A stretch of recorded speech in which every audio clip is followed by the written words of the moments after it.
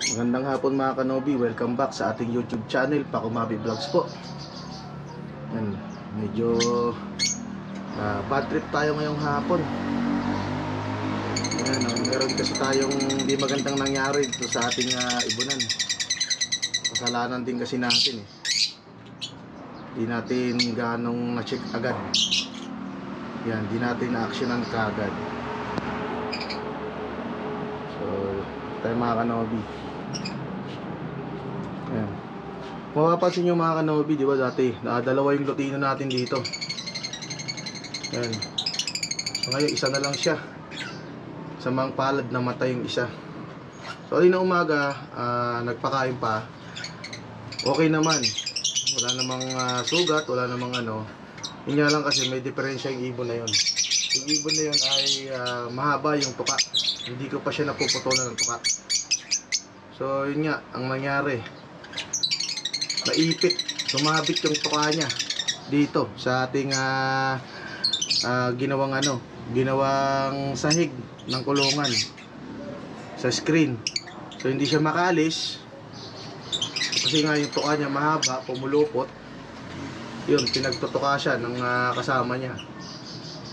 Pero band na silang dalawa, pero ganun pa rin ang ginawa na ito. Going to 4 months na tong mga to, 4 to 5 months na. Nga lang nagiging aggressive na rin yung mga ibon. Yan, so doon kasi siya banda, doon sa may dulo na yon, yan may kanto na yon, kanto ng pinaka double cage, pinaka divider, nandun siya nakaipit. So sa tingin ko pati itong dalawang ito ay tumuka din. So pasintabi po sa mga kumakain.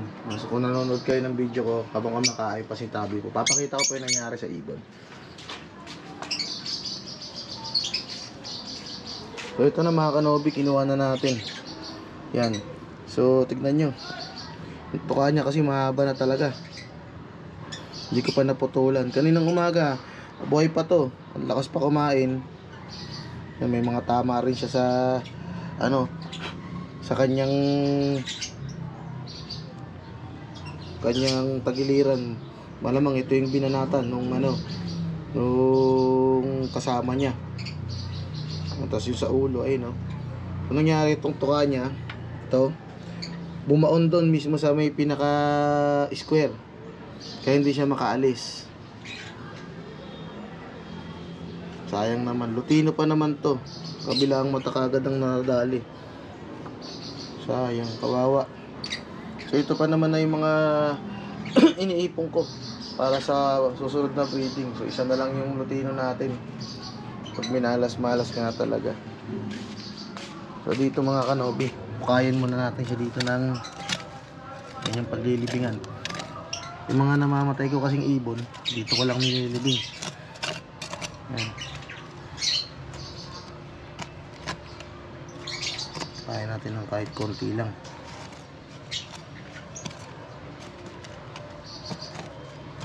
Kawawa naman saglit lang. Kaninang umaga pa nagpakain pa ako, siguro mga bandang alas 9. Okay pa yon, maano pa siya, hindi pa siya sumabit doon. So nung oras ko nung ginagawang vlog na to, mga alas 2 na siguro, yan, naisipan kong umakyat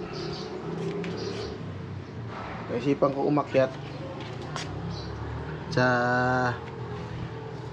dito sa ating ibunan. Yun nga, yung kagad ang bumungad sa atin. Nakadalasan naman ay hindi naman ganoon ang nangyayari. Yan. So ano talaga mga kanobi, pag-iibon, tsambahan na lang. May hindi talaga inasang pangyayari tulad nga nun. So ayan dito, yan, nilanggam na rin. Pagpagan muna natin kasi baka mahawa naman yung mga ibang ibon. Yan, sayang talaga kabad pa naman ito ng lutino natin yun. So yung pagkakamali ko lang doon mga kanobi, hindi ko siya kagad pinutulan ng tuka. Kasi nga hindi na talaga nagtatatambay dito, nagpapakain lang. So sana pala pinutulan na lang natin ng tuka.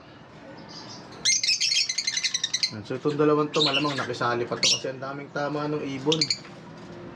Grabe. Ito sigurado ay no, may bakas pa yung kanyang pakpak like feathers ng dugo. Isa siya sasala rin talaga. So tingin ko naman yung ibon na yun lumabang pa. Talagang hinuhugot niya yung tuka niya, hindi nga lang naputol. Kaya gano'n na nangyari. Naipit siya. Pinagsamantalahan.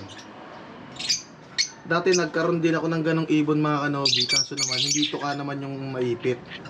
Ang maipit naman sa kanya ay yung singsing. Kaya iniwas-iwasan ko na rin yung paglalagay ng mga singsing. Ayan, dumadami na yung yung mga langgam. Lagyan muna natin ng ng anti-langgam. Kasi nga nilanggam na siya eh. Ayan, hanggang dito, dami. Sa mismong cage wala na, doon na siya tumulay. Sayang no. Mga iniipon mo eh, gano'n lang mangyayari. Pero okay lang yun, bawi na lang tayo sa susunod. Ganun talaga. Ayan.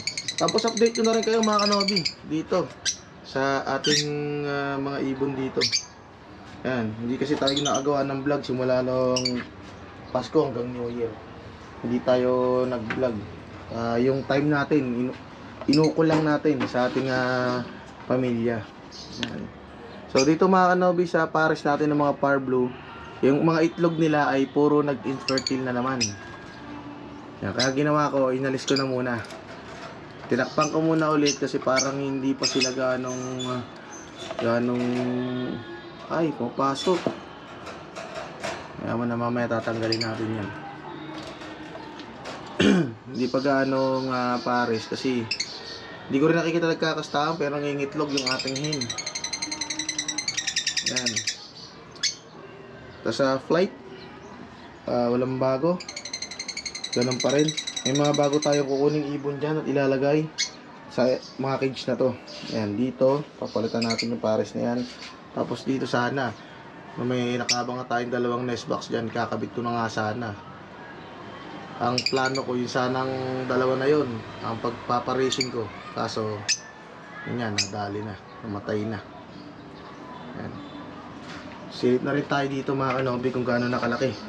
Kung pwede na bang harvestin yung ating painakay dito. Nag-iisang painakay natin. Isa pala, dalawa pala. Nag-iisang breeder pala na may anak. Yan. So ayun. Malalaki na mga kanobi. Mga balik. Yung hindi siya nag-opaline mga kanobi. No? Yan. Yung isa parang misty ang dating oh. Parang misty. Tapos yung isa naman ay ordinary na yellow bull lang. May mga lumabas na sa kanya eh. Rampang puti. Kaya hindi natin siya matawag na opaline. Yan.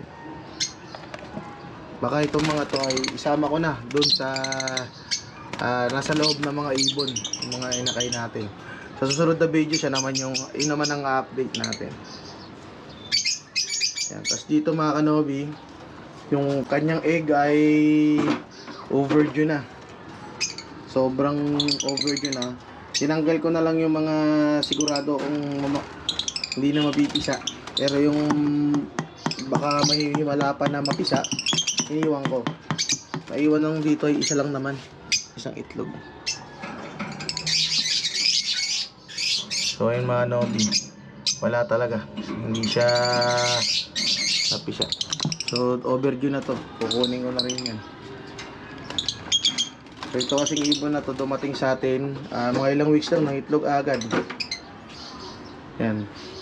Kaya tingin ko parang wala pa yun. Nag-a-adjust pa yung ibon natin. Dito. Yan.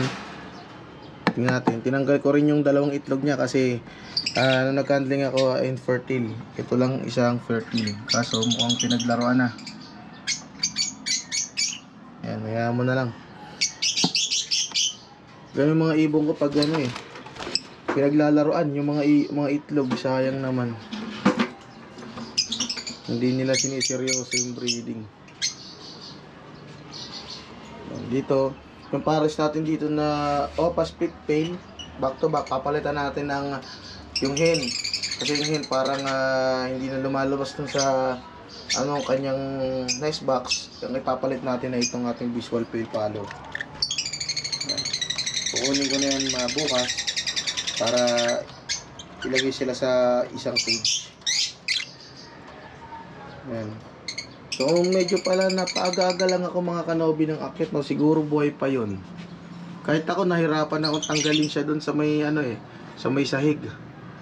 Kaya nang yung pagkakapulupot niya talaga umipit dito sa may mismong sa mismong bakal nito. Yan yung wire mesh nito, tsaka sa isa pang wire mesh umipit din. Kaya yun, hindi siya talaga makakaalis dun. Talaga mga kanobi, hindi tayo pinalad, so hindi talaga siguro para sa atin yung ibon na yun.